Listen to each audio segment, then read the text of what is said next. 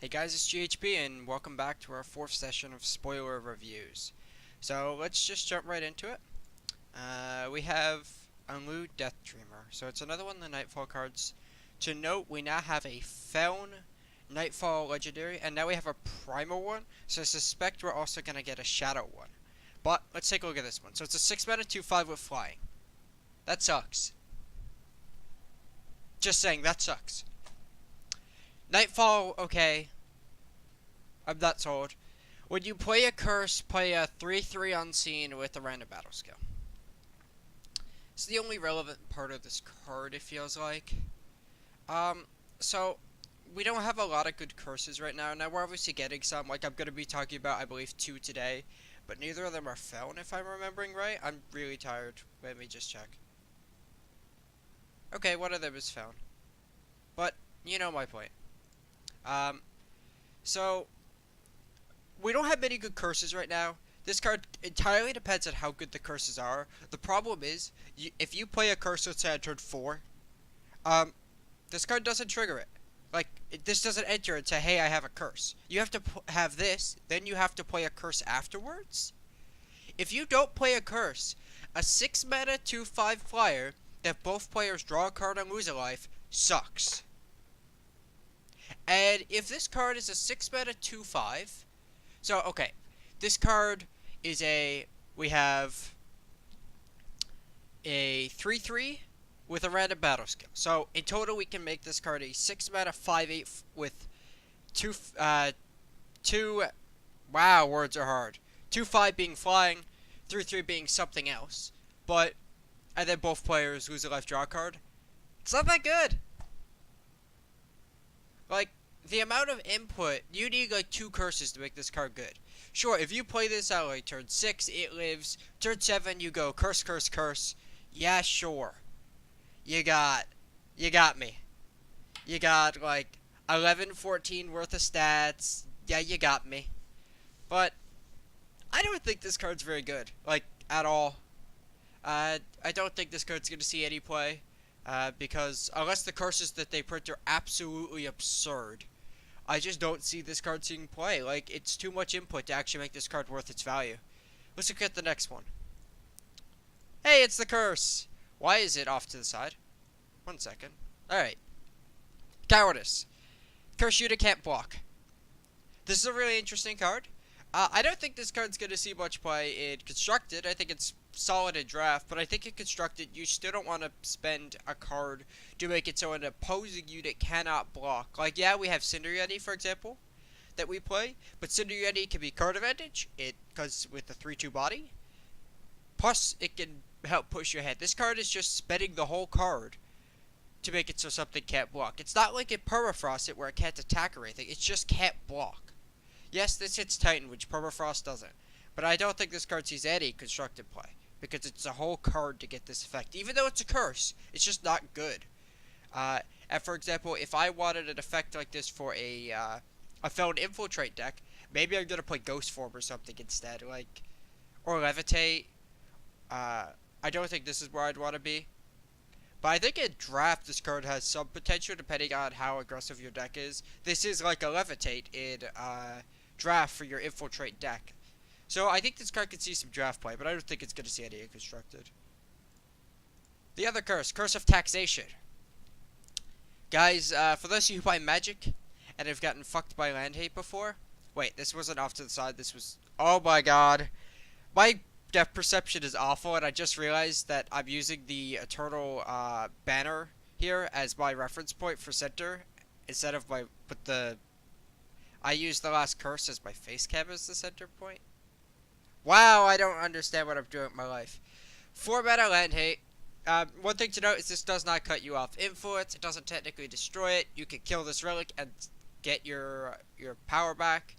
4 mana is a lot of mana to do this. I also don't think there's enough cards that do this type of effect to make there a deck that cares about this. This is awful versus aggro. I think this card only sees play in maybe like a control heavy meta where everyone's trying to get to like 8 and 9 mana. But realistically, I think this card doesn't have enough copies of it It's not like we have, multiple Stone Rain effects for those of you who play Magic. Um, we don't have that. At least not yet. Now we might, maybe later in this set, and we get a land hate deck, but then people will get mad, so I don't expect that one to happen. But I don't think this card's very good. I think it's just too much mana for its effect, and there's not enough of it to make it actually relevant enough. And it's just awful versus aggro, so I just don't think it's good. This card is good. This is going to go in every single time sideboard that doesn't have access to either Shadowglass Mage or Banish. So for example, Combray, this is so much better than Decay, and Decay sees sideboard play of all the Combray decks. 2 mana fast spell that kills an enemy attachment. That's pretty good. And then drawing an attachment for your Void is not overly relevant, but that being printed on the card is still nice. Now in time right now, we don't have a lot of good attachments, but there is Obelisk and Power Stone. They don't die that often, but it's nice to be able to have access to getting them back. And killing the enemy's any attachment, like Obelisk and an Obelisk Mirror, for example. A weapon, Permafrost, anything like that is really good. This card's not great in draft because there's not that many attachments. But I think this card is excellent in constructed, at least in sideboard play. This would definitely be in probably every time sideboard that doesn't play Shatterglass Mage or Banish colors. What the hell is this thing? Why is it small? I do not understand the scaling stuff sometimes.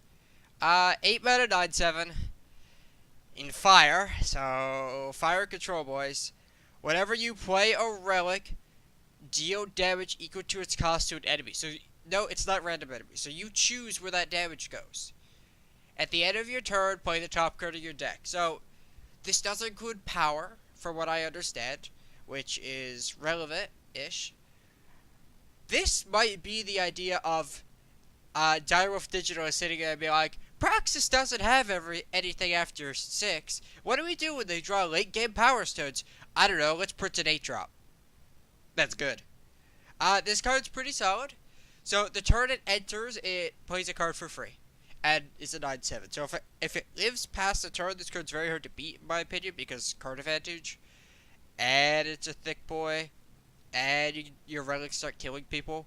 So if you play this, and the next turn you play like an Obelisk, something else, you flip over anything that's not a power, you had a really good turn. And I think if decks can afford to go to 8 mana, I think this card's really good.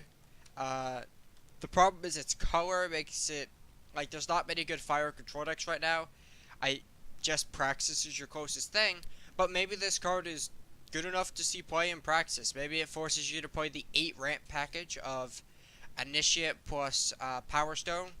Maybe you go 12, you play Aviary Familiar, and you're just trying to slam Heart of the Vaults, Cardosaurs, Great Cleanse, Mystic Ascendants. Maybe not all of those, but you know my point. Maybe that's just a thing. Like, this card is really powerful. The question is, how good are the relics that you're going to play with it?